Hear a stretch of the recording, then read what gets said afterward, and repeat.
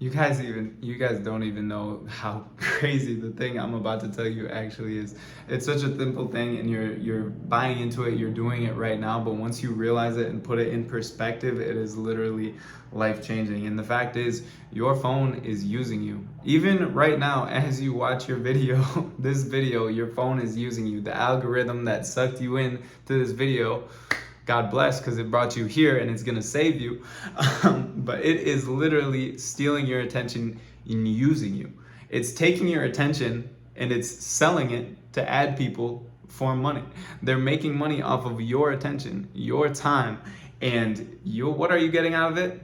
Well, in this video, you're actually gonna get a little value. So congratulations for making it here, because if you listen to what I'm going to tell you in this video, you will literally be saving a year of your life, even within the next year. And that has potential to save you for so much time down the road. And so let's stop wasting time. Let's get down into it. Your phone is using you. These things are engineered to get the most out of your attention. They get paid the more that you scroll, the more that your attention gets sucked into these screens, the more ad revenue they get, the more data they get, the more data they get to sell. And you're the one getting the short end of the stick because you aren't getting anything out of it. You're getting more distracted. You're frying your dopamine system in your brain so that you can't find meaningful dopamine in other areas of your life.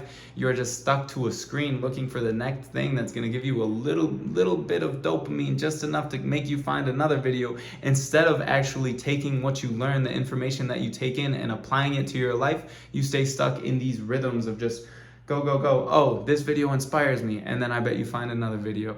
But this is the end. This video is where that ends, because after this video, you are going to be able to take control of your relationship to technology and use it for your benefit and not to your detriment. It's time for you to start using your phone as a tool and stop allowing your phone to use you.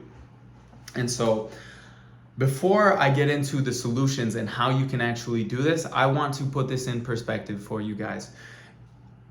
I want you to look at your screen time after this. Imagine a normal screen time, what would you say? Like around 3-4 hours a day. That's probably normal. There are a lot of people that are at the high end of like 8 hours or more a day. Some people are at the lower, like 1 or 2, but let's just take the average. If you average 3.5 hours a day on your phone for a week, that's more than 24 hours. So imagine spending 24 hours only being on your phone and what that would do to your brain, okay?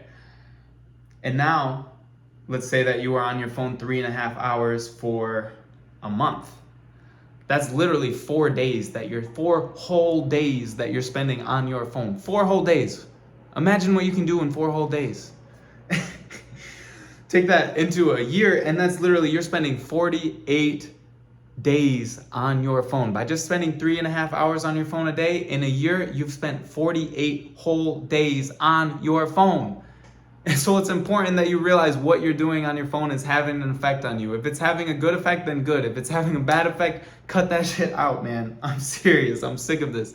If you are on your phone 3.5 hours a day by average, in 10 years, you will have spent more than 480 days on your phone. That's over a year of your life on your phone. And if you're not getting value out of it, then that time is wasted. That time is in the garbage. That time is literally being sold to this big industry that's just exploiting you for your attention. And that's bad. That is really bad, you guys, because that's taking away from time that you could be spending connecting with others. That's taking away from time that you could be indulging in creative pursuits, reading, learning, embracing your mind, meditating, getting to know your true self, having fun, truly living life. I think that's the biggest problem in today's society, is that people using phones is preventing them from actually living life. You're too busy watching someone else live their life that you don't actually take the time to go out and live yours. And that shit has to end today. If you're watching this video, I'm so serious. This shit has to end today. Literally start to become aware of where your attention is going, how you're spending your time, because it's our most valuable resource. And if you can start directing your time, your attention, and your energy actually into the things that are in alignment with who you want to go, if you can start setting intentions for your life, goals for your life, you will be so surprised by what life gives to you and how far you can go. Because that is ultimately what life is about. Life is meant to be lived and experienced fully. So don't waste it by scrolling on your phone all the time. And how can you get around this? Well, you need to do a digital detox, because right now you're addicted. Your brain will literally go through withdrawals if you put your phone away for a week. So that's what I'm gonna ask you to do. Use a digital detox. Delete your social media, delete YouTube, delete Snapchat, delete Instagram, delete all of that stuff. Digital detox. Put your phone away. Only use it for something like reading, maybe even podcasts, maybe even cut that out if you want.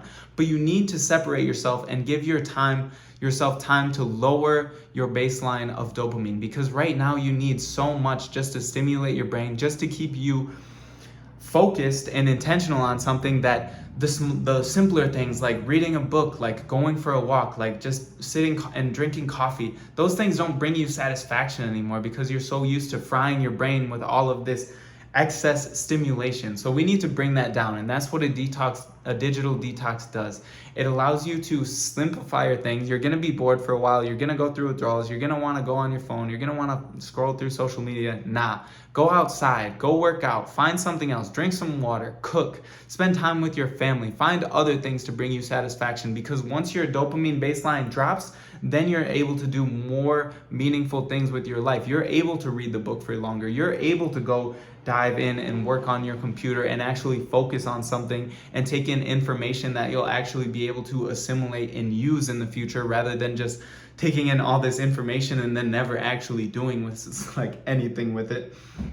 And so do this for a week, but the ultimate goal is to not just have it be like, oh, I'm doing a digital detox for a week. No, it's to make this a way of life, that you're no longer giving your attention away to your phone for free, that you're using it intentionally as a tool to help you and serve you to get to where you want to go, rather than it distracting you and taking you away from where you want to go. And you can do this by leaving your phone in your car more. You can leave it in a different room. You can create as much space between you and your phone as possible, because that's one of the number one things I've learned when creating good habits and getting rid of bad habits is you need to make more friction, create more friction between you and the bad habits. That means like setting a screen time lock on your phone. When you go past a certain number of minutes, your phone will lock you out or something. Let someone else set the passcode. Create more friction between you and your phone. Set it in the other room. So instead of it going off and you like just have to do this, you have to go all the way to another room and get it. That's more friction. And create less friction between the habits that you want to create. If you want to read more, put books all around you. Then it's so much easier to just pick one up when you want to read a little bit. And ultimately, guys, there are a lot of ways of doing this, but the biggest thing is the mindset and who you are and who you want to become. Do you want to become someone that's glued to their phone? Do you want to so let's think about it. If you spend a year on your phone in a decade, then in, I don't know, maybe 50 years, you're spending more than 5 years on your phone. Probably it would be around 7 or 8 by then if I did the math. Do you want to be the person that spends a whole decade of their life glued to their phone? Or do you want to be the person that goes out and does things, that lives in real life, that goes outside, that connects with others, that spends time in nature, that takes their dog for a walk, that spreads positivity and love to everyone around them? That's who I'm trying to be, and that's why I'm telling you guys this, because the world needs more people like this. The world needs more people living in the real world, not on their phones. I think the world will be a better place if we can just get back to what we're actually meant to do, which is living. And so I hope you guys got a little bit of value out of this video. I hope that this video does mark the change of this video marks a new chapter of your life where you realize and you make the decision that, like, yeah, I need to change my relationship to technology. I need to start using the information that I take in, and I need to create a distance and create a new relationship to my phone, but also a new identity around who I am and how the person that I am uses their phone. And so if you guys want help with this, if you guys want to have any insights, leave a comment down below. I'm interested to hear what you guys have to think. I appreciate you guys so much for watching, especially if you made it to this point in this video. You're a real one. I'll see you in the next one. Peace.